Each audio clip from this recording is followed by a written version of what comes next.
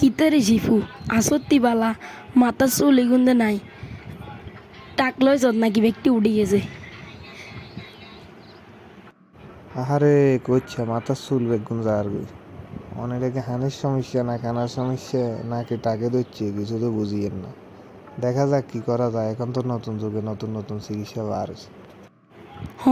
আমিও শুনছি অন্য নতুন যুগে মাথার ভিতরে কি থেরাপি দি চুলেডি কত উঠে আনে এডি হেতারাই জানে।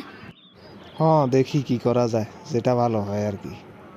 এখন মাথার প্লাজমা থেরাপি দিতে পারি, হেয়ার ট্রান্সপ্লান্টও করতে পারি, দেখা যাক কি হয়। দেখা যাক যদি থাকে তাহলে তো ভালো, আর না হলে তো আর কিছুই করার নাই। না কোনো বিদেশ যাবি, বিদেশে যাই বালা চিকিৎসা মিচিৎসা করবি, মাথা হিয়ানো ভালো ডাক্তার আছে যা বিদেশ যা ঘুরিয়ে।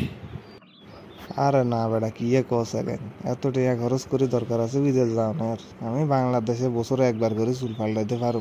যদি আমি বিদেশে যে টাকা খরচ হইব ওই টাকা দিয়ে আমি দেশে বারবার চুল পাল্টাইতে পারো।